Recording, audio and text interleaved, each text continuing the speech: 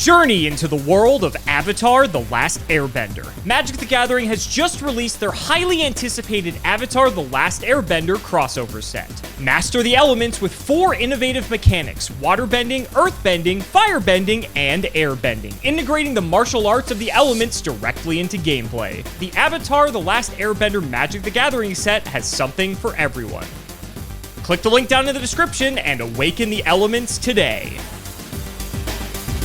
Rarin! I got a fun one for you today, buddy. I would ask if you are familiar with the semi-limited list, but of course you are, because every card at Hearthstone's max copies are at 2, so you basically already have it built into your game. So the semi-limited list is a very small part of our forbidden and limited list, where we can only have 2 copies of a card instead of 3, which is our maximum copies. And so I've handpicked some cards that only ever got at most semi-limited in our game, and your job is to figure out which of those cards that I'm showing you. Are you ready? So you're showing me cards that I have to guess whether or not they only got limited to 2 copies. Correct. Okay, so yeah. So these cards are not like basically broken or bannable. It's like, are they good enough to get banned to 2 copies? Yeah, I mean, okay. You might read some of them and be like, that's insane, considering the fact that, you know, depending on their effects, like maybe they only went to 2, but just so I'm clear, are you showing me cards that are either not touched at all or they're only limited? Or are you showing me cards that are also been like banned or limited? That you will have to figure out. So all you know is it's 50-50. Was it semi-limited or not? Easy enough, right? Okay. It's a 50. You love 50-50s. Those are good odds in Hearthstone. It's good odds in real life, to be honest. It is. Here's your first one. All right, I did so well last time. I'm trying to live up. Okay, Abyss Soldier. Once per turn, you can discard 1 water monster to the graveyard, then target 1 card on the field, return to the hand. Once per turn, you can discard 1 water monster to the graveyard to target 1 card on the field, returns to the hand. This feels like a Hearthstone card. Yeah, kind of. Yeah, actually, this would translate well to Hearthstone depending on what the water would be. Okay, so the question ends up being, why am I using this? I'm using this because I want to get a card into my graveyard. I want to bounce a card to play it again so it does something else. Okay. Actually, here's a mechanic question. I don't think I've ever asked you this question. If I use a monster's effect and it's like a soft once per turn, and I bounce it back to my hand and I replay it on the board, does that does it reset? Like, can I do it again? Correct. It's like, I'm glad I asked that question because I think that's very relevant. It is very relevant. Also, while you're figuring it out, for those of you who may have watched a recent video that I did with CGB, we did somewhat of a similar concept, not exactly the same, but you might see a couple cards in here that I showed him. This is one of them. So I'm prefacing, there are going to be a lot of other cards, but I want to start off with a couple of these here just for fun. So if I'm bringing this to limited, I want to lower the consistency of bouncing a card back to. And for context, most of these old cards I'm showing you here are these are like Yu-Gi-Oh! 1 cards. You'll see a couple Yu-Gi-Oh! 2 cards, but for the most part, they're all Yu-Gi-Oh! 1. So in terms of power level, understand that. We're basing this in like entire Yu-Gi-Oh! History, not in terms of whether or not the card was semi-limited. It was only ever semi-limited at its highest like banning, or like it was never. Yes, it was only ever semi-limited. If it was semi-limited, that was the highest it ever got to.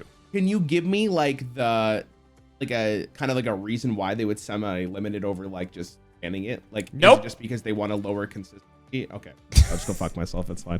Okay, no, that's fine. They don't give us a reason, so how can I give you a reason? That's fair. That is fair. Okay. Well, in your opinion, like, I guess, I don't know. Okay. Yeah. Some cards that I'll be showing you, mechanically, it might make sense why they would semi-limit it. I'm not going to tell you which cards those are, but when you read it, it might make sense of like, oh, if there's a 3rd copy of this, I could see why there would be an argument to semi-limit it. Others might make no sense at all. And to be honest with you, welcome to Yu-Gi-Oh! So it's the dartboard all over again. Okay. Basically, yeah. Man, in Hearthstone, this effect, because it's this is a soft once per turn, right? This is a soft once per turn, yes. Okay. In Hearthstone, how broken would an effect like this be? I guess it really depends on what tribe I'm focusing on here. But in general, if this was just like it worked with every monster, like this would be fine. Not insane. It would work really well in like particularly Discard Warlock, I guess. It's tough because unless the battle cry is really good, I'm still paying the mana cost for the card. We also have Shadow Step, which is like almost infinitely better, and we don't use our graveyard in the same way you guys do. So like in Hearthstone, this doesn't translate nearly as well as it probably does for Yu-Gi-Oh! Now, without seeing the rest of water cards and what you possibly can do, how good is it bouncing up a card back to your hand to replay it? Well, it's dependent on how easy it is to replay, but also what the effect is. Adding a card to your graveyard in your game is great. It's probably fine. I'm going to imagine that this card is good in the archetype that it's in. This is kind of a litmus test here for the record. So I'm going to say because of how potentially strong the effect is, I could see them limiting it. So I'll say they did it. Just as my litmus test. You want a little bit of help, or you fine? What do you mean help? Here, read this card. Sinister Serpent. During your standby phase, this card is in your graveyard. If this card is in your graveyard, you can turn it to your hand. Okay, so wait, what the fuck? I like the delayed reaction on that one. This card is in your graveyard. So this is like almost an infinite resource then. So you play this, you bounce this back, you get this back in your hand. You can do that again the following turn. I guess you need another Abyss Soldier. Wait, so if I go like, if I have 2 Abyss, no, because I'm gonna have to summon it. Never mind. Okay, you guys don't have, it's like not infinite mana in a sense. You have to be able to play it. But if Abyss Soldier's still on the field, then technically you can do what you were saying. This card is in your graveyard. You can return. What does that do for me? So I guess like if I'm playing this, I could sacrifice it and get a better monster. I can use it for some other fodder because maybe it works with water and or reptiles. There's maybe an effect that says like if a water monster has been sent to the graveyard, do this. There's a couple options here. It doesn't speak to me like, oh my god, this is broken. Okay. I would have to really see the picture. If this is the engine of whatever archetype you're showing me, then I can see why they would want to reduce this card more than any other card. It's kind of what Hearthstone just did. They nerfed Rogue mana cheating rather than like the cards that are mana cheating, because that's like the engine. So if that's the reason why, I can understand why they limit testing. So again, I'm going to go with the same answer that they did it for 2 copies only. But again, this is my litmus test because I have to see like where we're going with this. Well, you would be starting off strong because you are in fact correct. They did semi-limit the Abyss Soldier. Fun fact, Sinister Serpent got banned actually because it's way too good. Okay. But the Abyss Soldier, gotta be honest with you, don't know why they banned it or semi-limited it, excuse me, because this card is fine. Like, even when it was semi-limited, it's not like people were just out like, damn, I can only play 2 Abyss Soldiers. No one was really playing Abyss Soldier like during the time this card was relevant.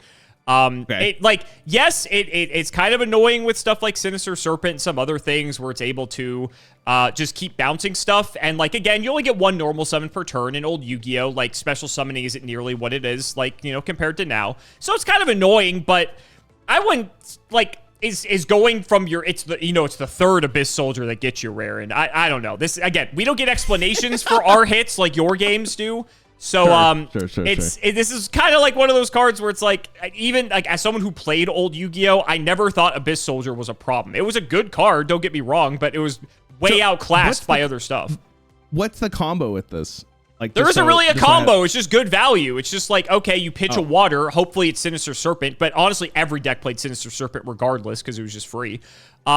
You would just pitch a guy and then bounce something. And then if your opponent doesn't have a way to kill Abyss Soldier, you have them in this loop where, let's say they, again, remember, you don't get to special summon like 1,000,000 times in old Yu-Gi-Oh! If they don't have a way to kill Abyss Soldier, let's say they only set a monster to like protect their life points. Well, next turn, Sinister Serpent comes back to hand, activate Abyss Soldier, pitch, bounce, attack them for 18.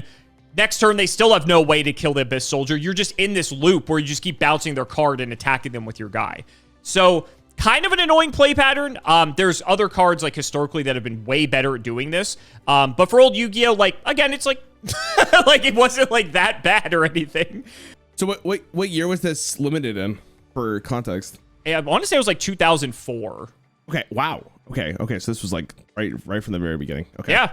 It was semi-restricted for a couple formats, and then they're like, okay, this is fucking stupid. Put this card back to 3, which honestly, they probably never needed to do in the first place. The semi-limited list is really weird because one of the things you're going to see, aside from like a few specific cards that I show you, is that you ask yourself, is that 3rd copy of that card really going to make the difference as to whether or not a card needs to be semi-limited or not? And so there's a lot of people, myself included, who are heavily critical of the semi-limited list and why it even matters in the first place. Most of the cards that have ever been historically semi-restricted either could be at 3 copies or restricted to 1.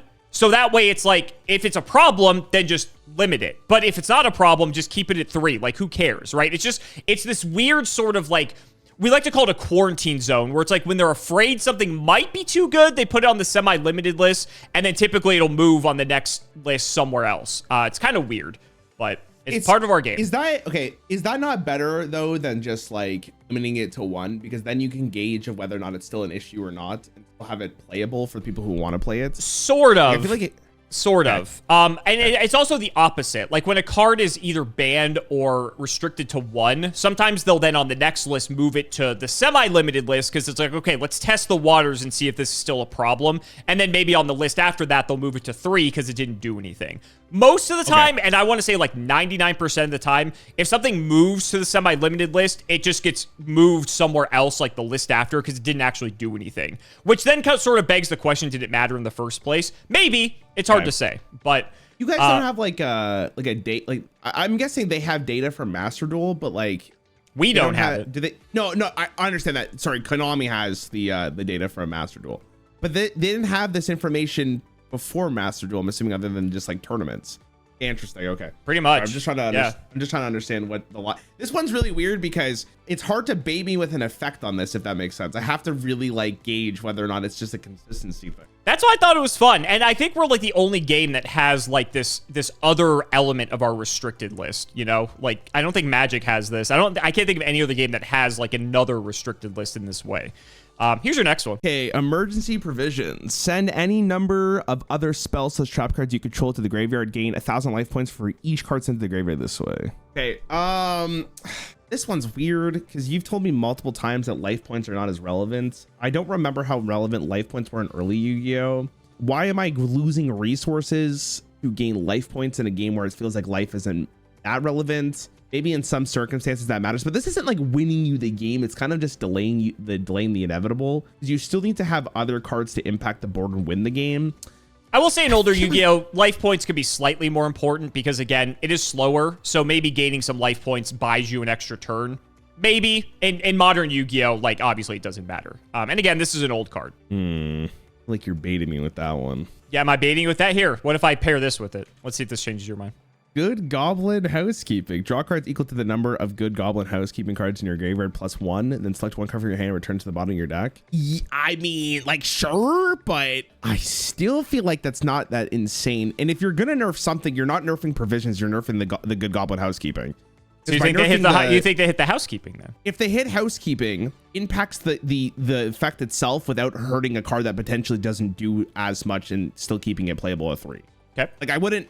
The same concept of like I wouldn't nerf the card, I would nerf the mana cheating in a sense. And like housekeeping seems like the more problematic effect than provisions. Maybe like their logic was like housekeeping isn't the problem, provisions could be an issue because it's one of the few ways, at least that I know, that allows you to send trap cards like this to the graveyard. Like what happens if I flip this? Does it go into the graveyard if I don't have provisions, or does it just stay on board? Like what is, can I even flip it? Like what happens with the housekeeping like or provisions? Yeah, like no, housekeeping, like the way that I understand with trap cards at least is that once it flips and it does its effect, it goes to the graveyard. That's correct. But housekeeping you would flip it, it would see the amount of cards in your graveyard and then it just goes to the graveyard anyways. Correct. Okay, so in other ways, like provisions is almost not worth doing because you could just flip the housekeeping after, unless you proactively needed the ability to use that draw immediately. But then you're still, no, I think this is fine. You want me to help you out a little bit?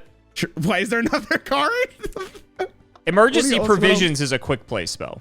Okay, so you're saying you play a bunch of other cards, you play this, that effect goes immediately, your opponent can't interact with it. Let me paint you a picture and see if this changes your mind. Let's say you go Good Goblin Housekeeping as Chain Link 1, right? You activate it. You flip it up. It's been set for a turn. You flip it up. Because it's a quick play spell, you also activate Emergency Provisions as Chain Link 2. The chain resolves. Okay. Provision sends the housekeeping to the graveyard. And now when housekeeping's resolving, there's now another copy of housekeeping in the graveyard that otherwise wouldn't be there because it checks when it's resolving in the chain. So otherwise, this would stay on the field, check the graveyard, how many copies of housekeeping are there. That dictates how many cards you draw. But now, since provisions can send another copy of housekeeping to the graveyard before that check happens, now it's like you get an extra card theoretically. Okay, but that interaction, it seems like it's purely based on housekeeping, not emergency provisions. I understand why I can get why you say that's very strong, but at least in my opinion, that's not like, oh my God, like provisions is the problem here. I could see maybe like it kind of limits design space, but and the question is like, why would I feel the need to make this card at 2 copies? Like, is that really going to change how good housekeeping is? But then if I look at housekeeping, it actually impacts how many cards you could draw, even because it's now limited. Like, there's only so many housekeepings you can add to your deck, and it makes that overall consistency like way worse. So I feel like it's fine. Like, I feel like it's fine. What if I show you this maybe card? There's some bro is going out of his mind to bait me here. There's no way he's not. Okay, what is this? Mirage of Nightmare? That sounds like a very spooky name. Once per turn, sorry, I was looking at the art. Once per turn during your opponent's standby phase, draw until you have 4 cards in your hand. If you do, once during your next standby phase, after that, randomly discard the same number of cards you drew, or your entire hand if you don't have enough. You're saying this interacts with provisions? Is that what we're going with? Do you see it, or do you need me to explain it? Do once during your next standby phase, randomly discard the same number of cards you drew. I do not see it. Okay, there's another. Wait. You play all your cards, you draw 4 cards, and then you play provisions, and then you draw even more cards. Or you get life, sorry. You get life. Is that how that works? Close. So everything you said is correct. The one difference is if you provisions away the nightmare, you don't have to discard cards on your next standby phase because it's a continuous spell. So then it goes away. Oh, sure. Okay. I mean, I still think I'm getting baited here. I'm going to be honest. I think it's fun. Semi-limited. It was semi-limited? It was semi-limited. Yep. Interesting. Okay. Okay. This card's awful. I agree with you. It was very funny that you thought I was baiting you because I wasn't. But this might be a contender for the worst card ever to be on the ban list ever. Because this card is just, it's just like it does nothing, essentially. It does enable this stuff with Good Goblin Housekeeping. Funny enough, Good Goblin Housekeeping was also semi-limited. Fun fact. They thought there was just this fucking dream scenario that you were going to like emergency provisions away copies of Housekeeping to like build your own pot of greed, which turns out doing it with Mirage of Nightmare is way better. Mirage was banned because you could just do stuff like that with emergency provisions. But there's a way better card at doing it, which is we're not showing you. So you don't even need provisions to do this. But that was the combo with Nightmare. It's like you dump your hand, activate Mirage, draw 4. If you either had provisions set already or you happen to draw into provisions of the 4 cards that you drew, during your draw phase before Mirage checks in the standby phase, you activate provisions to send away the Mirage of Nightmare. You no longer have to discard. And then you got to keep 3 cards. So it's actually like Pot of Greed +1. So it's actually even better if you can pull that off. So very strong, very powerful, but it's more of a Mirage issue than an emergency provisions issue. So Okay. Both housekeeping and provisions were semi-limited for like 1 or 2 formats, and then they came to the senses and said, this is fucking stupid, and they've been unlimited ever since. Okay. So, again, my logic was sound. Okay. I'm happy with that. I'm happy with what I said, though. All right. Are you? Interesting. Okay. Yeah, all right. Yeah. I feel like exactly what you said was the case where it's like, sure, they could limit it, but then, like, is it actually the problem? And, like, that's where I think that this makes a lot of sense to have this ban list, because then at least you get the concept of like, is that actually a problem or are we just trolling? And in this case, it seems like they're trolling. Manticore of Darkness. During the end phase of this card is in the graveyard because it was sent there this turn. You can send 1 beast warrior, or winged beast monster from your hand or face up field to the graveyard. Special summon this card from your graveyard. In your end phase. This one's tough because it's like, how good is an effect like that? You tell us? I'm not losing my marbles for this. I'm going to be honest. You're going to lose your marbles when I give you my little spiel about this. Everyone watching who knows Yu-Gi-Oh already knows where I'm going with this. Is he baiting me, though, is the question. Am I? That's a good question. You thought I was baiting on the last one, and I wasn't, so. Yeah, I mean, that's the game, though, no? Like, that's what we do this for. The problem is we get in our heads. That's the issue. That is fair. We stop evaluating, and then it's just about the mind game of what's the other person. It is the thinking. metagame. Yeah, it's all about the metagame. Yeah. I guess you have a card on board, which is good. Okay. It can keep on resummoning over and over again, which is good. Am I losing my mind about it? Again, old Yu-Gi-Oh. This was printed in 2004. So what is this used for is the question, right? I guess it's like it's a wall. I guess if you sacrifice it, you're kind of mana cheating it in a sense. Not sacrificing, you just send it to the graveyard. You're like mana cheating. So then you have a constant minion on the board. I guess it's easier to summon really big monsters if you have this, then if that's where we're like really focusing on. So I guess the question is like if you have multiple in your graveyard, then all of a sudden you have a really big problem, like your opponent has a problem. But you have to have something on the board to special summoning this. So the question ends up being like, how easy is that? And like maybe that's hard. Like, that's where like my mind is like, how easy is it to do this? Maybe it's really easy and I'm just stupid. Maybe. I can see it being like one time and you're like, oh my God, this is so stupid. But like, is it really that stupid? I gotta go with no. You're gonna go with no. I truly don't see what you're seeing here. Like, again, I could just be an idiot. Do you want another card to help you out? I mean, last time it didn't help me out though. Hold on, let me lock in here. One sec. In Hearthstone, I would have to have like a beast on board. I sacrifice the beast, I get a bigger minion if it's in my graveyard. That wouldn't in classic Hearthstone, if I'm just playing a stat stick and I have to have okay, you put a monster special summon from your graveyard, except during the damage step, you can draw one card. Okay, so that's continuous. So then you have resources again and again to summon this. I just think you're cute in this Yu-Gi-Oh game, man. Yeah, don't we? I just think you're so funny over there. Am I really losing my mind over this? This almost feels like bait. Okay. Like I feel like I'm getting baited here. I feel like this is fine. I would be shocked if, especially in older Yu-Gi-Oh, if this was like insane. But what do you got? One thing you may have missed. Oh no, I missed something. Is that Manticore of Darkness himself is a beast warrior. But you sacrifice itself and you keep drawing cards at the end of your turn? Yeah. Can you do that? Can you chain them at the end of your turn? Does it say you can't? Bro, your game is Mickey Mouse, man. I don't know. Like, I guess not. So let me give you the scenario here. Manticore of Darkness activates in grave, sacrifices Manticore of Darkness to summon itself. You're still in the end phase. This card was sent to the graveyard this turn. Sacrifice Manticore of Darkness, summon Manticore of Darkness. Every single time this interaction happens, Card of Safe Return draws you a card. And, oh, look, I have Exodia in my deck. So during the end phase of my turn, I just draw Exodia and win the game. Okay. I mean, that's kind of cool. You're going to like this even better. Max C says every time a monster is special summoned, your opponent draws one card. If you have Manticore of Darkness able to be looped, you can deck your opponent out with Max C because you have infinite special summons during the end phase before Max C finishes resolving. Wait, so that's the counter to Max C then? At a time, this was technically a tactic that people used because in 2017, Max C was legal. There was a Beast Warrior focused deck that had a card that could search any Beast Warrior monster from your deck and add it to your hand. Incredible. So hypothetically, if you did get Max Seed, there was a play pattern to loop Manticore to deck your opponent if they Max Seed you and basically punish them for Max Seeing you, which is fucking poetic, by the way. And this card did in fact get semi-limited. Yes. All right. Well, I mean, I wasn't smart enough to figure that out, but that's awesome. It's awesome though, right? To no surprise, Card of Safe Return got banned. I seem to be showing you the banned card paired with all the semi-restricted cards. Wait, so is Manticore still banned then, or limited? Semi-restricted? No, never. It was only semi-restricted initially. I think because of the Card of Safe Return combo was like the main reason.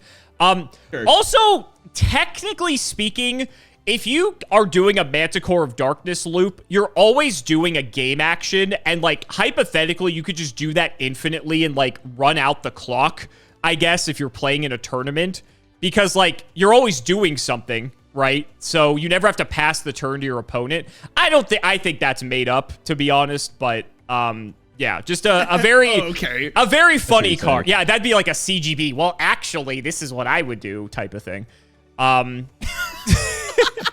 So, yeah, very funny card. Has a lot of very cool niche uses. Was never really just, like, played for, oh, I have Manticore in grave. I have Guy on the field. I'm going to summon Manticore. No, it was mainly because it would loop itself to do very funny, stupid shit, like I told you. Which it seemed like you thoroughly enjoyed. So I'm glad that I got to show this one off. The fucking Exodia thing is hilarious. Isn't it? Actually panned out the way you're saying. Is it? Yeah. No, that's what people do. That's one of the ways people do it. Yeah. That's absolute cinema. And that's like maybe the happiest you've ever been that you got one wrong. I just had to remind you that you did in fact get it wrong. All right, here's your next one. Okay, yo, chill. What the hell? Messenger of Peace. A continuous spellcard. Monsters with 1500 or more attack cannot declare an attack once per turn. During your standby phase, you pay 1,000 life points to destroy this card. 100, sorry. In Hearthstone, I don't know what the equivalent of 1500 would be. Let's go with like let's go with like 3. And this is continuous until my opponent interacts with. I mean, Hearthstone, you can't even interact with this. I don't know how you would. In Hearthstone, this is giga broken for the record. So I'm trying to think of like whether or not this is. I mean, in older Yu-Gi-Oh, how do you win the game? I mean, you're showing me Exodia, so this is an unfun card to play with. Okay. your opponent has this on board and you can't answer it, like you are just not playing the game unless you have a minion then. Which is like, do I want that consistently in the game? I might ban this fucking card. What is this? It's not even like, it's not banned because I think it's broken. It's banned because it's so miserable to play against. My opponent plays this, I might just scoop and leave, right? Like that is so miserable. Depending on what I'm playing. Is it relevant to have a card like this in your game? In Hearthstone, maybe, but Hearthstone would say like minions with like 4 more attack can attack for the next turn. Like it wouldn't be every game or for the rest of the game. So the fact that this is every single turn is concerning. Yeah, and let's say in Hearthstone, you just have to pay 1 life a turn to keep it up. Yeah, I mean, and Yu-Gi-Oh, like you said earlier, like 100 life points is nothing. We do laugh at the cost of this card. Yes, we don't know why why they even give it a cost if it's 100. Like it's very stupid. By the time like the life points accumulates, the game's already over. So, hypothetically, you would deck out before this would drain you of the life points. Yeah, I feel like this is like, again, I feel like you ban this shit because it's so unfun. It could be banned again. Like I said, you know, your main goal is to figure out if it was semi-limited or not. So that's 50-50. So there's a world that this could have been banned. You also have never shown me this card before, which makes me believe. I gotta be honest, I do not think this card, out of all the cards I've shown you in like the year plus we've done this, you were gonna have this strong of a reaction to. I'm gonna be straight with you. In Hearthstone specifically, right? Because our game is maybe the most minion centric out of all of like the cinematic universe we have. Yeah. Like it's more impactful than I think it is in your game. Like this game, if this was in classic, Zoo Warlock would virtually be like an unplayable deck when it was like the best deck in the game. That would change the whole game around that one particular card, which is not, you don't want that in your game. I'm just trying to think to myself, like, would I be okay with this in Yu-Gi-Oh? And I don't really know. Like, I really don't. This was printed in 2002 for reference. One of the very first cards ever printed. Yeah, maybe it just isn't a problem. Now, maybe I'm just okay with that. Maybe it is a problem though, and I just don't think it should be in the game. I really don't think I want this in my game. So I'm gonna go with it was like banned. Just from a play pattern experience. But I mean, it's so tough because I'm coming for this card is repulsive. Well, so the answer is if they semi-restricted it or not, but you think they banned it. So you think they went, you think they made it, you think it took it even further. Yeah, I think it's just a horrible play pattern. I think it's awful. This card's fine. Damn. So I hate to see it. You were right, essentially. Really, the only decks that were playing this were decks that were like Exodia decks, decks that had win conditions that they needed to slow the game down. And in old Yu-Gi-Oh, the best strategy, for the most part, was to play just like some of the biggest guys that you have access to. Look at like Abyss Soldier, right? He's 1800 attack. I know you never look at the stats of the cards. But in old Yu-Gi-Oh, 1800 attack was pretty much like the prime normal summon monster attack stat that you're looking for. If you were very lucky, you'd find it 1900. But 1800 was like typically the average. And so most of the time, people's decks would be filled with these 1800, 1700, even 1600 attack point monsters that had really good effects. Messenger of Peace basically just said no and prevented you from attacking with any of those cards. And so that way it gave these other sort of decks the ability to, you know, play because they stopped all these other types of high attack power decks. But there are enough good monsters in Yu-Gi-Oh that conveniently enough have under 1500 attack that wouldn't necessarily like, you weren't like playing them to play around Messenger of Peace. You would just play them because they're good. It would just say like, oh, if this dies by battle, like get a thing out of your deck, right? And it happened to have 1400 attack. So you were just going to play that anyway, and it happened to work under Messenger of Peace. Not to mention there were just ways to remove it, and it was only draining them for 100 life points a turn anyway. And if they didn't get to their win condition, which was Exodia, maybe it was Burn, whatever it was, then you had time to find answers to be able to deal with a card like this. And so, funny enough, Messenger of Peace has actually seen like modern Yu-Gi-Oh play. It still like randomly has been good at times, which you might think is crazy for modern Yu-Gi-Oh.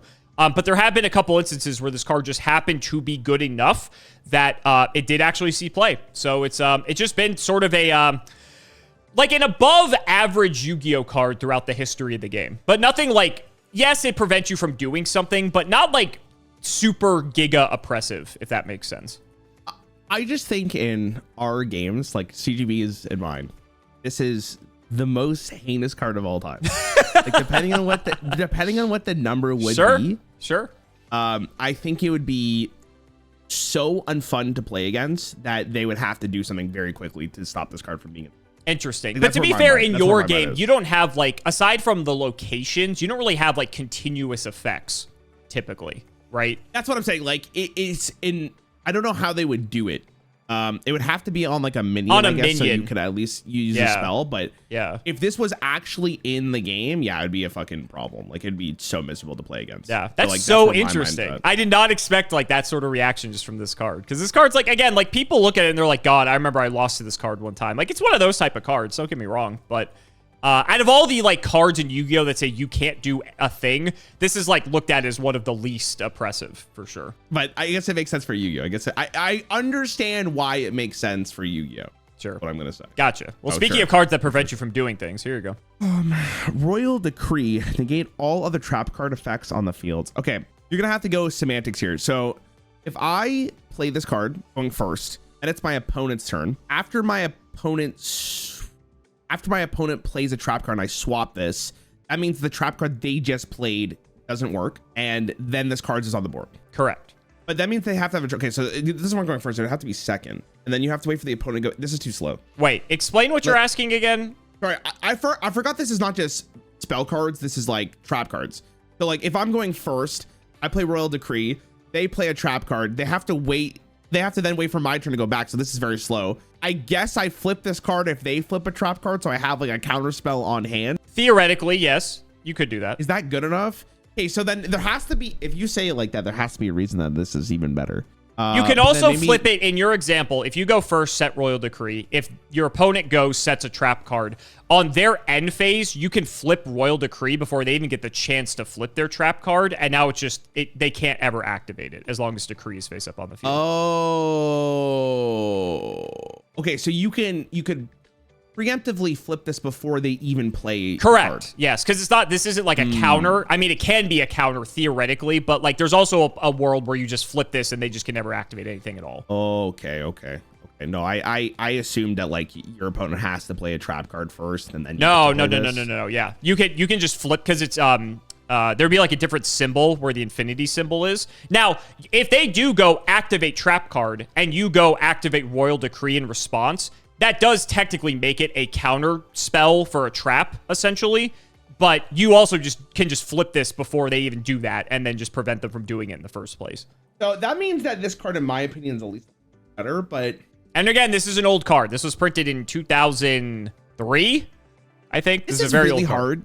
This is I think just mechanically, this card is so weird for me. How come? There's probably more nuance for trap cards than I'm just assuming. At first glance, I just think this is weak. Okay, and maybe again, there are some baits in here, as you've already seen. So I'm trying to think to myself why I'm like I would lose my mind over this. Like, this has the chance to win you the game on the spot. Absolutely, I guess theoretically it does. Yeah, but again, it's like this conversation with you is so funny. It's like, am I mad that my opponent plays good cards? Like, maybe, like, yeah, like fucked up, I guess, for playing good cards. But I'm not like losing my mind about it for this one. I don't think, at least. Maybe I am. Maybe this card just irritates me. I think it's fine. I'd be willing to be wrong on this one as well. I just don't think it's like I'm losing my mind for it. See, and this is what's so funny about the semi-limited list, because it's like so many of the cards you look at and you're like, oh, this is fine, and then for some reason, like Royal Decree, it's semi-limited. Okay, what in your opinion, what is the reason why it's semi-limited? So, do you remember the card Jinzo by chance? It sounds familiar. I couldn't tell you what it actually does. Well, you're reading it basically, but I'll go ahead and show it to you here just for to bring you back here. You'll know it as soon as you'll see it. Hey, I remember this guy. Trap cards and their effects on the field cannot be activated to negate all trap cards. Okay, yeah. So Jinzo would almost be the Hearthstone equivalent to this, where it's Royal Decree on a monster. And Jinzo was actually restricted to a singular copy. Now, you might be wondering, why was Jinzo restricted versus Royal Decree being semi-restricted? Jinzo being a monster, I think, made a big difference. Not to mention, it was searchable. There were ways to get Jinzo out of the deck, where I believe at the time there was no real way to search Royal Decree. You kind of just had to draw it. And so making it so that you could access Jinzo at practically any time meant that you could shut down trap cards at any time as well.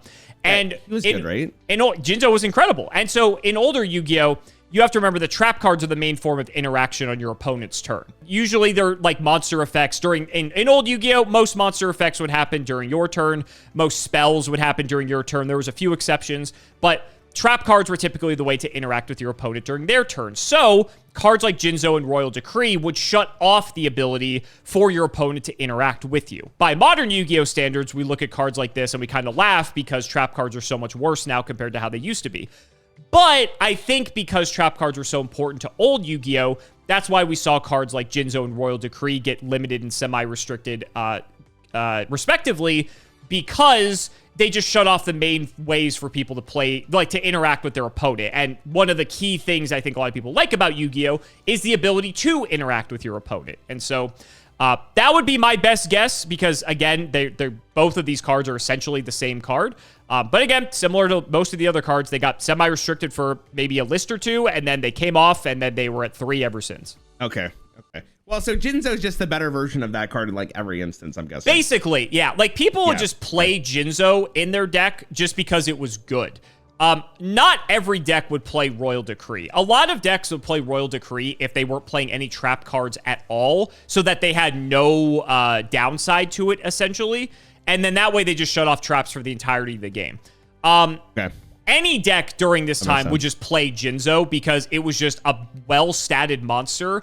And typically you would play it in a situation where your opponent has trap cards and you don't. So then that way it's a one-sided trap, shut off type of effect. And then when it dies, your trap cards come back on. So it's like, it's only around temporarily. And I think that sort of flexibility made it a lot better. Where Royal Decree is like, when it's out, like you can't use your trap cards either, So it's, it's definitely more of like a double-edged sword in a lot of ways. Does it make sense? The semi-limiting thing, I don't know. It's weird, but I guess like because Jinzo is restricted, maybe compared to emergency provisions, anything makes more fucking sense. This is a vibes list. This is like, the semi-limited list is definitely the vibes list. That's for sure. All right, let's move a little bit further ahead here into Yu-Gi-Oh. What do you think about this card? Cannot be normal summon / set. Must be special summon from your hand by having 4 or more light sworn monsters with different names in your graveyard. Do the light sworn monsters matter at all? I will let you know once you finish reading the card. Okay, you can pay 1,000 life points to destroy all other cards on the field. Once per turn during your end phase, send the top 4 cards of your deck to the... Okay, so the light sworn is an archetype that revolves around milling. Just like Judgment Dragon has the effect here at the end that says send the top 4 cards of your deck to the graveyard. Basically, every Lightsworn card has a similar effect where it might send 2 or 3 or something to that effect, right? And so Judgment Dragon is like the Lightsworn boss monster, except by name, essentially. And if you want me to show you a card like that, just as an example, I can. What am I focusing on here for the circumstances of this being bannable, if not limited? You could pay 1,000 life points to destroy all other cards in the field. You could do multiple times at a turn based on the way that it's written. Yep.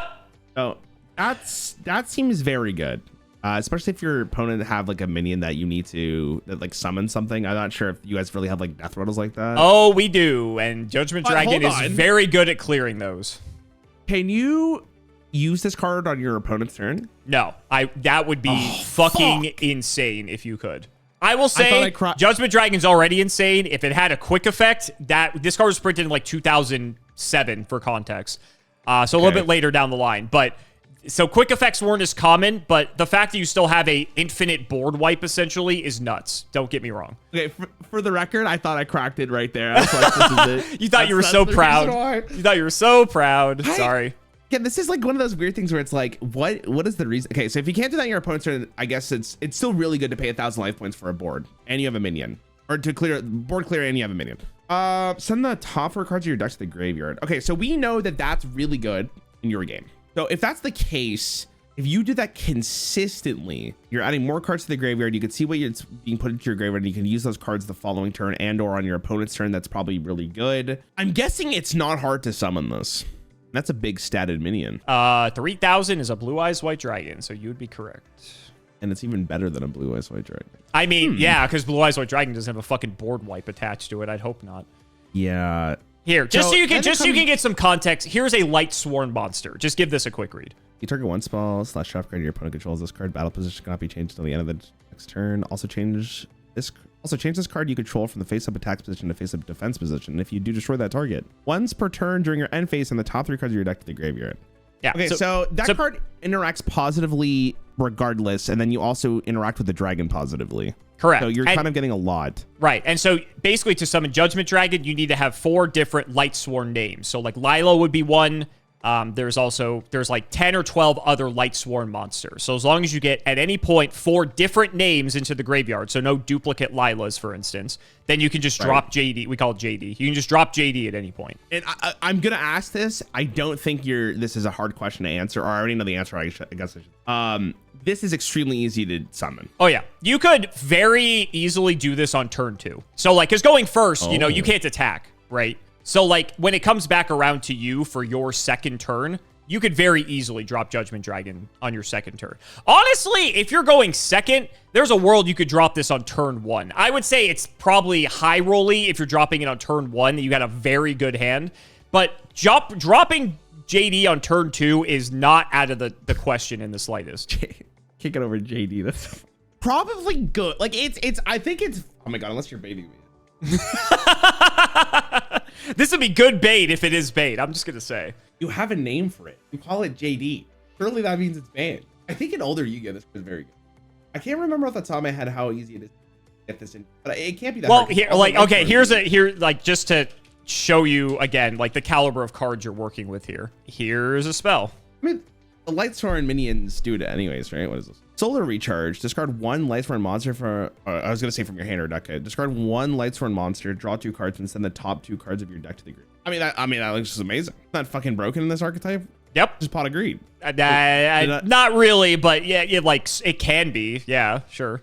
I will go with that this card was banned. Okay. In older Yu-Gi-Oh! That seems like the more applicable answer that was limited to. It seems very good. Okay. What do you have? So Lightsworn is one of Yu-Gi-Oh's first real archetypes, as a matter of fact.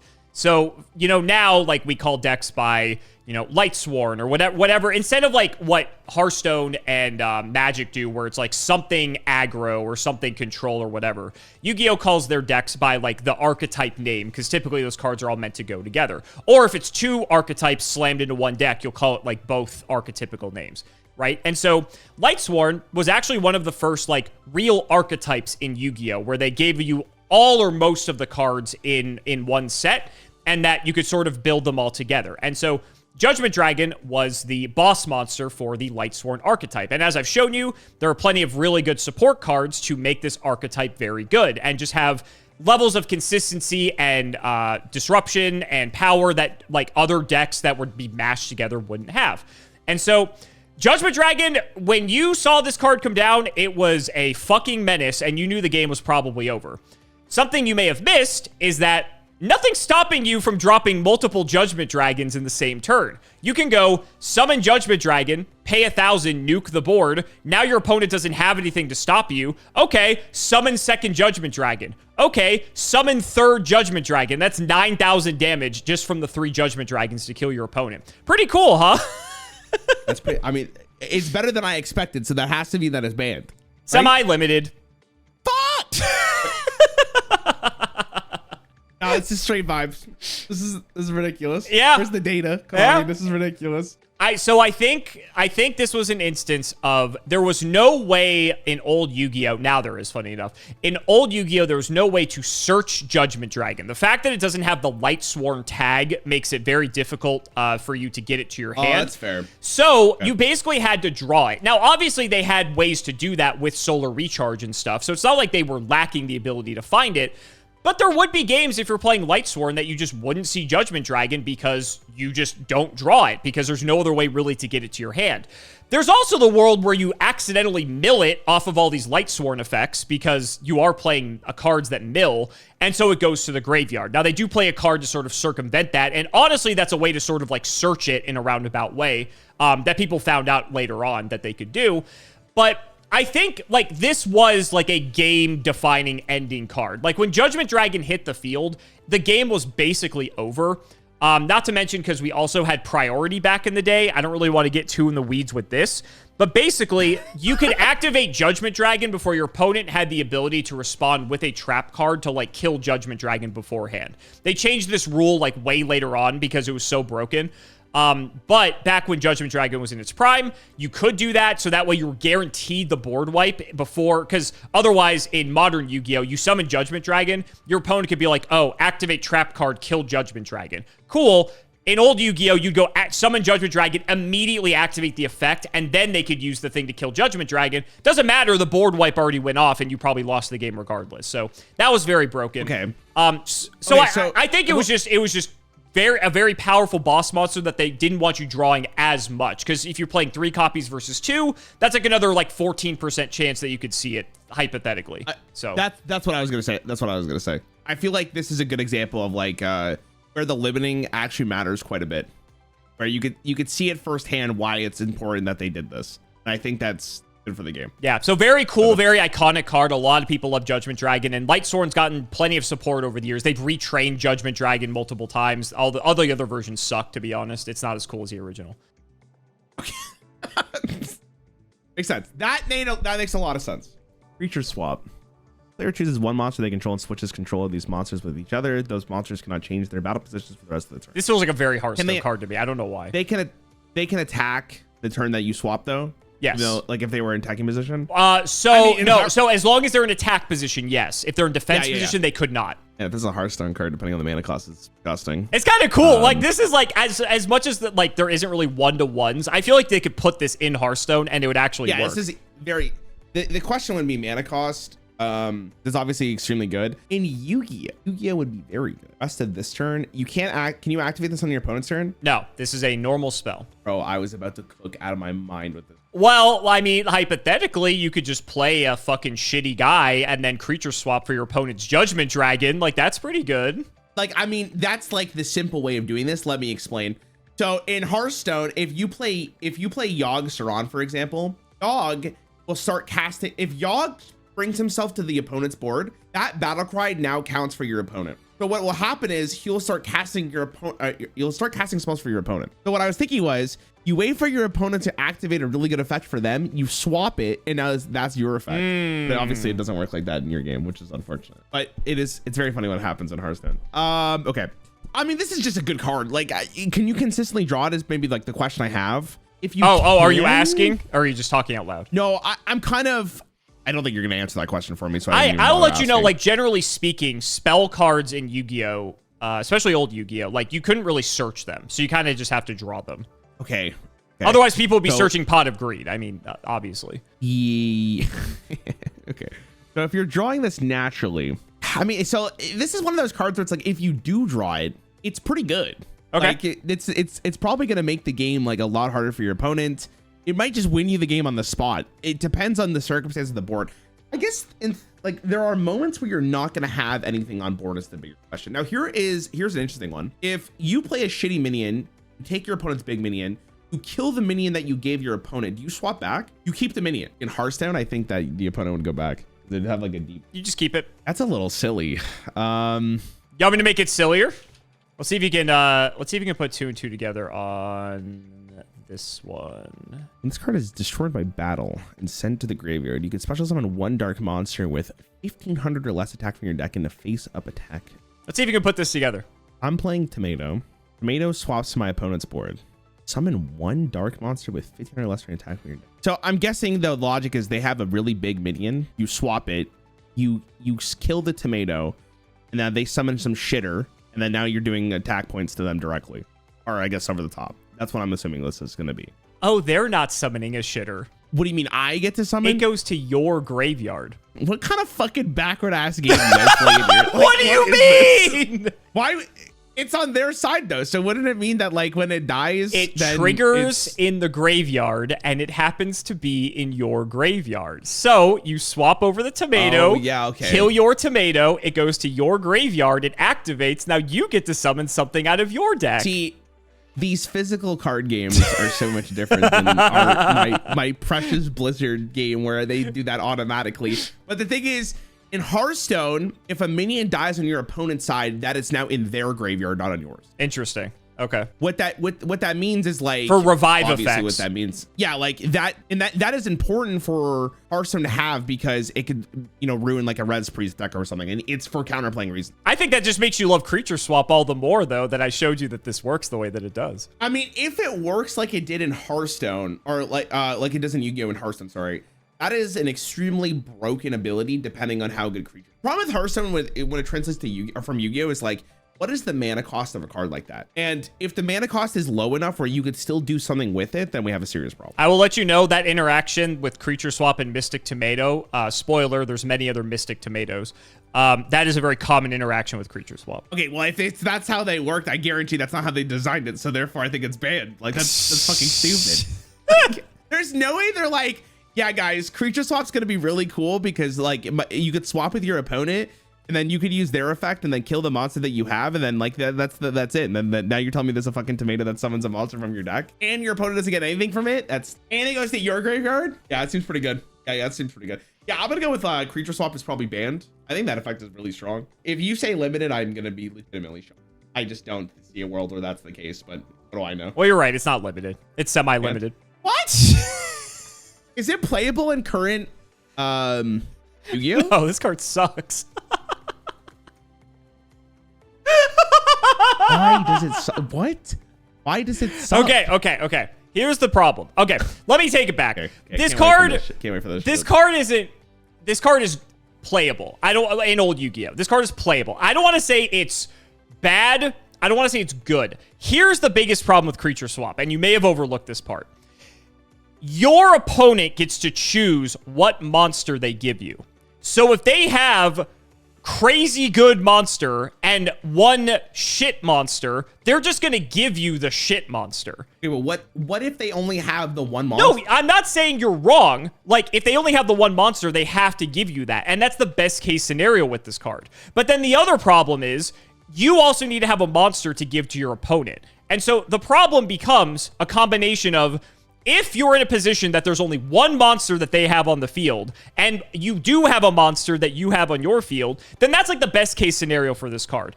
In practice, it turns out that so many times, more often than not, creature swap like just doesn't work the way that you want it to, even though the upside potential is fucking crazy. Like that dream scenario that I said, where you take like their Blue Eyes White Dragon or their big thing, you attack into your own Mystic Tomato. We call them recruiters because they get stuff from the deck. You attack into your own recruiter and then get something out of the deck and basically leave them with nothing. It's great when it happens, don't get me wrong, and some decks would try to do this and actually love this synergy, but the best decks during this time were not doing this. This was not something that was like the best thing you could be doing. Okay. You seem very disappointed by this. I guess I overlooked the fact that your opponent gets to choose. Oh, okay. I still think, which means, because I was in Disneyland. I don't know if you can tell. I was really dreaming. But I'm aware. In Hearthstone, I think this card might be worse though if I have to consider what my opponent's gonna give me. In Yu-Gi-Oh, this seems like it'd be so good. It's also shocking to me that this card's not played now, because I feel like in older Yu-Gi-Oh, it might be harder to pull this off. But like, I feel like with all the tools you have, you could probably guarantee a way to get a really strong unit. But maybe the issue then is like the win conditions of current Yu-Gi-Oh are just better. It's like, why am I playing this? Well, why would you play this when you could just play a spell that says just take your opponent's thing? You know what? You're so right. You're so right. Just take it. Yeah, you're right. I mean, like, what am I that's kind of like, so in old Yu-Gi-Oh, there were a couple cards that did just let you take your opponent's thing, but they were either like banned or restricted to one. So creature swap is like the next best thing potentially at letting you do that in a way. Again, like I said, there's so many instances where this card doesn't do what you want it to do that you would wish it's either removal or just another more proactive card. The times it works, it feels great. But again, it just wasn't enough, if that makes sense. Cool card, though, like conceptually. Like, I'll give it that. Man, I'm picking all the good Hearthstone Yu-Gi-Oh cards today. That was I want you to know so bad I was in Disney. I could tell. I was like, I see the dream. I'm there for the dream. I'm telling you, everyone went through that when they first like saw creature swap. Like their eyes lit up and they're like, the potential of what could happen is crazy. And don't get me wrong, when you steal your opponent's like Jinzo or their best card, then like you probably win the game off of that. But they just wouldn't happen. The scenarios where that would come up were just like few and far between, sadly enough. Yeah, that's fair. That's fair. Hey, I recognize this art. It's from the anime. Yeah. Grave Robber. Select one spell card from your opponent's graveyard. You can use it and as it is. Oh, okay. Like it's in your hand. You can use it as your hand until the end. This card's worded very weirdly. Yeah. If you use it, you take 2,000 points. I mean, that's free low, baby. That's nothing. That's nothing. If it wins you the game, it's so worth it. Yeah, thank you. You can steal your opponent's pot of greed. Would you pay 2,000 life points for drawing? Bro, two? I would pay 7,000 like... to draw 2. Not even think about it. This is like the conversation is your opponent will put good cards in their deck. So if I'm using the Grave Robber, I'm under the idea that my opponent is gonna put good cards in their deck that I'm gonna want to steal. Whatever that may happen to be is contextually based on the game. The fact that this is a trap card is a little bit unfortunate. You will have to wait a little bit unless there's other ways to activate your trap cards, but this seems like a no-brainer. Pretty great card. I think that it would be like in Hearthstone, we have an archetype called like Thief Rogue. Okay. And Thief Rogue is played if you could basically mana cheat the cards down, because sometimes the problem is like you don't want to pay max value for a card that maybe doesn't interact positively. Sure, that makes sense with your deck. Yep. But if you're paying life to pay for a card, which is usually really good depending on what the card is going to be, this seems like an auto include. It's just delayed in Yu-Gi-Oh is the problem, because Hearthstone obviously doesn't have. Hearthstone would probably be like if this was a secret, the next spell your opponent asks you get for free, which or like you get a copy of it to your hand. Okay, hold on. Now that I say that out loud, Hearthstone actually had a card just like that. Really? It wasn't very played. Okay. Hearthstone has a card called Mana Bind, which was for Mage. And Mage was the next spell your opponent plays, add it to your hand, and makes it cost 0. Okay. Problem is that secret costs 3 mana, so sometimes you just wouldn't get the value back. Like, you would have to really. But a big difference between Hearthstone and Yu-Gi-Oh is that Yu-Gi-Oh you can choose when to do it, where in Hearthstone your opponent can try to bait Mana Bind first, and that's a big difference. Yeah, I think that's where it's like my logic is going a little crazier here for Yu-Gi-Oh, because the fact you get to pick the spell is such a bigger deal. Maybe just if it was a Hearthstone card to be worded, add a copy of a spell your opponent has played this game to your hand. It costs 0. Yeah, okay, so here's another question. If I play the spell card, it goes back into my opponent's graveyard after it's used. Yes. Theoretically, I could go Grave Robber, use the spell, Grave Robber, use the same. Oh, yeah. Yeah, that's a legal play, for sure. Here's another question. What's with my man's feet? That I could not tell you. Okay, that seems really good. God, this list is ass.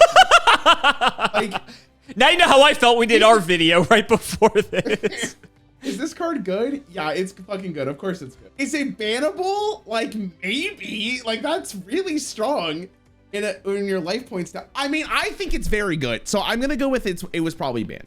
Like, I think this card, but it's a trap card. That's the thing. Don't get baited. Old Yu-Gi-Oh though. Old Yu-Gi-Oh. This was printed in 2000 either end of 2002, beginning of 2003 is when this card was printed. I want you to know I'm in Disneyland currently. Okay. You coming back down to Earth? If I hit Pot of Greed, which I think was banned probably at this No, Pot of Greed was legal when this card was out. Oh, no, but they would just ban Pot of Greed. Pot of Greed didn't get banned until 2005, 2006. So there'd be like a 2-year window where both of these cards would have been legal. In the Pot of Greed era. So let's say there's the world where Pot of Greed is banned. Okay. Do they ban that at the same time? I will let you know there are other draw cards that were also legal after Pot of Greed was banned. But were they as good as Pot of Greed is the question. Draw 3, discard 2 sounds pretty fucking good to me. I would agree with you. It's not Pot of Greed, but it has its own ups and downs. Do I think that is good enough? I think this card is absurd. Like, I think in Hearthstone, if it read just like that, where it's like I spend whatever the equivalent of 2,000 life points is, and I get to pick a spell my opponent played for free and play it for free. Yeah, so it'd be pay 7 life in Hearthstone. I think in the right deck that is super powerful, especially depending on what spell they're playing, and you get to pick what it is. So in my mind, I think this is a very strong card. In Yu-Gi-Oh, I think it's even better because of the spells you guys have. So I'm gonna go with this card's banned. I could see it. I feel like they just can't leave it at 3. So something happened to this card for sure. What happened with it? Is it banned? This card fucking sucks. Does it actually? I'm dying over here. Why does it? Why? Okay, in modern Yu-Gi-Oh, I agree with you. But in older Yu-Gi-Oh, why is it bad? I'm sorry, I'm crying just because like, you're going on and on. It's like everyone who's watching this card's bad. Oh my god. Okay, why is this card bad? Hey man, this is tough. Why is this card bad? One, I picked this one because I thought you would think. I thought you would think this is broken, so I know I picked this one intentionally. Okay, one, it's a trap. Like, yes, in old Yu-Gi-Oh, traps are playable, but like even then, the fact that you need your opponent to play a spell that you want to grave rob. Now, I agree with you that if you go by older Yu-Gi-Oh, it's old Yu-Gi-Oh before we started getting to archetypes like Light Sword and stuff. It was play the best 40 cards that you could come up with, essentially. So everyone's playing Pot of Greed, everyone's playing Graceful Charity, everyone's playing just any of like the power spells that you look back in old Yu-Gi-Oh and remember they were all playing those. So you might ask yourself, okay, then why would you not want to duplicate that effect? Honestly, you would rather just play like a better card and not hope that your opponent plays one of those spell cards for you to grave rob, to be honest, because they're not going to play Pot of Greed every game. They're not going to play Graceful Charity every game. And maybe the other spells that they have just like aren't very good to grave rob. And there's maybe the argument that paying 2,000 life points in old Yu-Gi-Oh is a little bit much. Like, yes, I always say life points don't matter in Yu-Gi-Oh, but in older Yu-Gi-Oh, 2,000's a little bit steep. I'm not going to lie.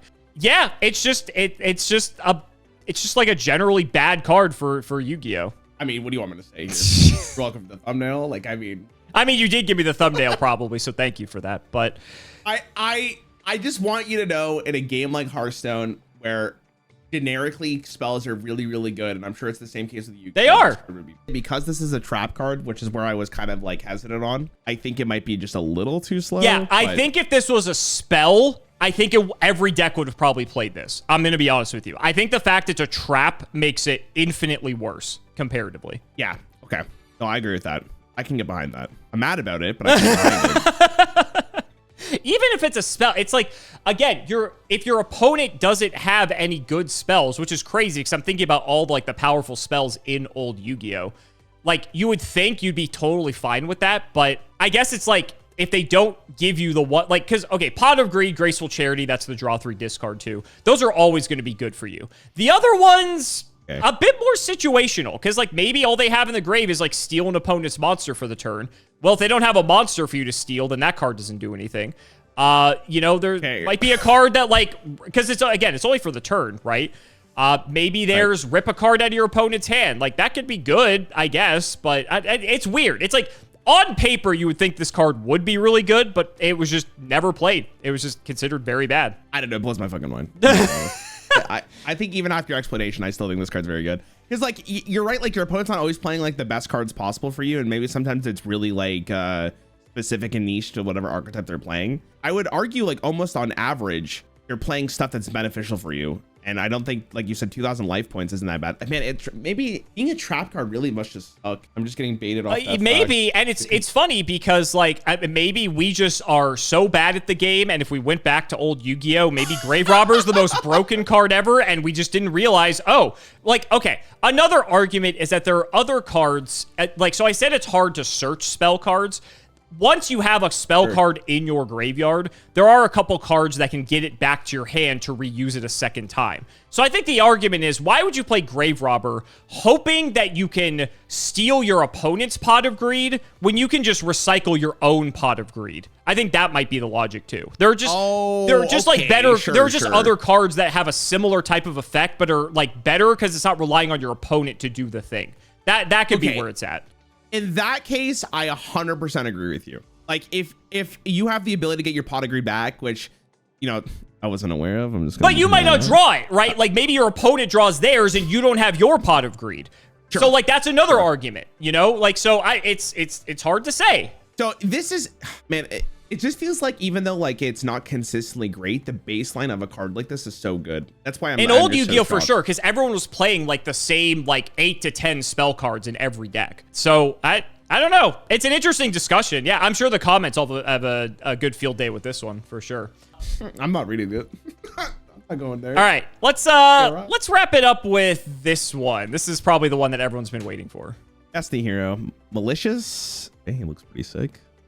He's jacked. You can banish this card. Yeah, he is very jacked. What is this thing? A demon? It has to be, right? You can banish this card from your graveyard, special summon 1 Destiny Hero malicious from your deck. Oh, cool card, huh? And you could run. Okay, so this one actually applies to this list because if I'm running 3 copies, that is theoretically drawing 2 cards from my deck by having 1 in my graveyard. Yeah. So I guess a good equivalent for this for Hearthstone would be, because you guys don't really have like banishing and stuff. It's like Death Rattle, summon a malicious from your deck, right? Which actually was a card for Demon Hunter. That card was good though, because I think it had tradable. So if it was in your hand, you could push it back to your deck and get another card for 1. But like Yu-Gi-Oh has discard stuff. So I mean, malicious itself doesn't have tradable, but like, yeah, I think it's because in your game, like drawing cards is obviously again really, really strong. So like this is almost drawing a card and putting them onto the board immediately. That means you never actually end up drawing this card. There's going to be cases where you like have all 3 in your hand and you're going to cry. But that's so far and few between. Been there, buddy. Been there. That's so far and few between though that I don't think you. For context, I think the math on that is like less than 1%. Yeah, I also think this card's just good. Okay. Because you could special summon this, and then if you want it, like you could use it as sacrifice for something or use it for something else, and then you have that in your graveyard and then you pull it out. Like, it seems just very strong. Yeah, I will say that's one of the big differences between like the Death Rattle analogy, because like you could just wait. If you don't want to summon it immediately, like say it's on the field and your opponent kills it, right? You don't have to summon another one. And that's like, compared to Death Rattle, it would happen automatically. So like, if you just want to wait till like a future turn to do it, like you are well within your right to do that. Which I think is just good. Which makes me think this card's even better. I'm gonna have to think about all my past decisions I've done so far. Ask myself, is this actually good? I mean, I think in Yu-Gi-Oh, this is a great card. The only real question ends up being is like, how likely am I to put this in my deck? But you've shown me so many cards that discard that just put this into my deck naturally. I'm sure there's ways to actually just put it in your deck because it has like an archetype, or sorry, not your deck, your graveyard. It has an archetype, so it can't be that hard to do this. I think it's just good. I think it's a good card. Now, is it bannable? Like, that's an interesting thought. This is, like I said, this is one of the few cards that actually applies to this list, because by limiting it to 2, you're actually drastically lowering how good this card is. And it's weird because if you limit it, it's basically banning it, right? Because you're not going to just play one of this because you can't get another one. So that's like another interesting aspect of this card. So limiting it's basically banning it. So it's either it's fine at 3, maybe they had to limit it to 2 because 3 was too good, or they just banned it straight up because like they just couldn't have it in the game. Yeah, it's really 50-50 on this one, to be honest. This is hard because this card's actually extremely good. Even in Hearthstone, this card's like, depending on the context, of course. Yeah, of course. This effect is just good because you're not only drawing, but you're putting it on the board. And that's very powerful. And like with Yu-Gi-Oh, you could do this multiple times on a single turn. That makes me think this card's pretty good. I think because of how consistent it is to draw, I think overall this would be one of the best cards in the game. I'm assuming the archetype is gonna work really well with this. Again, like you said, like you can't limit this. It's either 2 or nothing. Right, or 3. I mean. Yeah, but they're not leaving this at 3. There's no fucking. Okay. No okay. All right. There's no way. Surely they're not leaving this at 3. All right. Noted. Noted. Surely Konami is smart enough to not leave this at 3, right? Noted. I'm gonna go with it was probably banned. I think this card's very good. Trying to end strong here. The best card you've. No, I've given up. So you tell me, what do we got? Did I live? Mali's at 3. You're right. Oh wait, no, you said he's banned. Sorry, never mind. I would say he was banned. I was saying he was banned. No, it's at 3. Oh, no, no. I said he was at 3. You're such a liar. I said he was at 3. You're such a liar. No, so no, you're right. Mali is an extremely good card. So fun fact, this card was printed in 2007. I'm gonna say I might be 2006. It's 2006 or 7. I want to say, and fuck, all the Zoomers are gonna be loving that one. Anyway, Malicious was actually, if you could believe this, a $50 card when it was first printed. Okay, so he was like, this was a giga. This card is ridiculous. So in old, I say old, but there's gonna be like a different eras of old Yu-Gi-Oh. Before we had any of the crazy extra deck stuff like Synchro Exceeds, all that stuff, we only had fusions when this card was first printed. Malicious being a 6-star. Meant that there was a card called Metamorphosis. Metamorphosis says tribute a monster, summon a monster that's a fusion monster from your extra deck that's the same level as the monster. So Malicious allowed you to actually cheat out high-level fusion monsters because it was a 6 that normally would never be able to be summoned under regular circumstances because you would never play those cards normally. So now all of a sudden you have access to like Ryu Senshi and all these other random level 6 fusion monsters because Malicious was so easy to summon. On top of that, it was good because it provided you with free tribute fodder. Oh, you need to summon a Jinzo or like a Monarch or, you know, a tribute guy. Banish malicious, summon malicious, get a guy out onto the field. That's great. It goes even beyond that, though, because then once we start getting into synchro summoning, we have 6 stars for free that malicious can put onto the field. You put any, like, level 1 or level 2 tuner onto the field, you can immediately access your level 7, level 8 synchros for basically nothing. And that's crazy because, like, for the most part, those are supposed to be harder to summon. Malicious just basically bypassed that altogether. Then when you get to Xyz era, being a level 6 made summoning rank 6 monsters very easily because he was a free guy that you could summon that happened to be level 6 that you're cheating out for free. So now all of a sudden you can overlay to get into the big rank 6 pool that would typically be hard to access. Then you get into link summoning. You can literally go malicious, maybe another guy, link into a link 2 monster, banish malicious, summon malicious, link those into a link 3 monster, banish malicious, summon malicious, and now you can go into a link 4 monster. So it's incredible that malicious actually basically all throughout Yu-Gi-Oh's history has had some application in the game because of the fact that it's just basically 3 copies of itself as long as the other 2 were still in the deck, right? And later on, they'd print cards so you could shuffle them back so that way it wouldn't, if you did like draw it or something happened, you could get them back into the deck. But an actual just like unbelievably good card. And they did semi-restricted. It never got banned. I mean, it's such a toss. It is. Like, that's actually insane. This is one of the cards. There's a few other cards that do a thing where it's like they summon like another copy of themselves or different things like that. Malicious is the first one that sort of makes sense for the semi-limited list because of the fact that it's just getting additional copies of itself. And when one card represents 2 or 3 bodies to be able to use for synchro summoning, for Xyz summoning, for link summoning, for tribute summoning, whatever the fuck you're doing, right?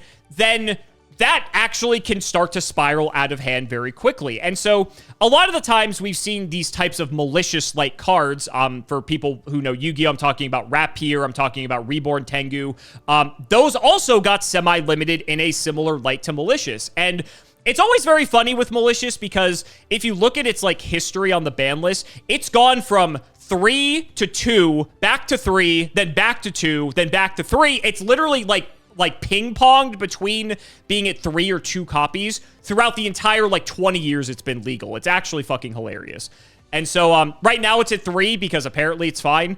But it just, aside from the fact it gets its 3 bodies, being a dark is phenomenal. Being a warrior is phenomenal. The 800 attack is actually surprisingly relevant. It just has, like, some of the best makings of, like, a Yu-Gi-Oh card, period, that I can't believe it's been playable throughout, like, 20 years of Yu-Gi-Oh! It's actually insane how good this card is. I mean, you know, we tried. That's all I can say.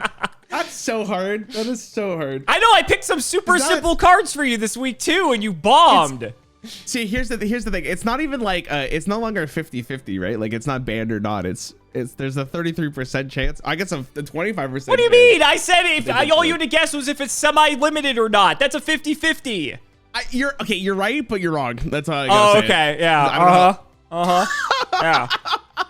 I got a good one. Next time, I'm gonna like ask my chat, who also knows Hearthstone, give me cards like Grave Robber that Raren thinks would be broken that I can show him. And we can have a whole episode that's basically Grave Robber 2. That sounds like a good time. Okay. That's fine. That's fine. My logic was sound. I just want was it? Okay. I was also. Sure. I was in Disney. It's fine. I'm not upset. No, it's fine. You're just on vacation this week. It's fine. Disneyland was just looking nice. Hey, listen, you know what? Last time was so good. It wasn't last week. Last time was so good that I could take an L here and I'll be all right. My legacy is still fine. Okay. All right. So guys, that's going to wrap it up for another video. I really hope you all enjoyed. Let's go ahead and shout out the patrons for all their continued support. So shout outs to Shadow1317, Tim00x3, MBT Play Medolce, Moto, Cameron L. Smith, The Synchro Guy, Pony Stark, Daniel Howell, Little Fadeleaf, Dan the Man Hoban, Draconic, Brian Dancer of Class 7, JW11860, Flannel Daddy, literally all of the guinea pigs, MBT canceled by community soon, canceled by community soon, canceled by players soon, MBT and Nimnims 1, Boxer Brief, Fueled Night of Passion, The Nova 129, Chris Adams, Pink Frappe, and Blazing Soul. Thank you all so much again for watching, and we will see you next time.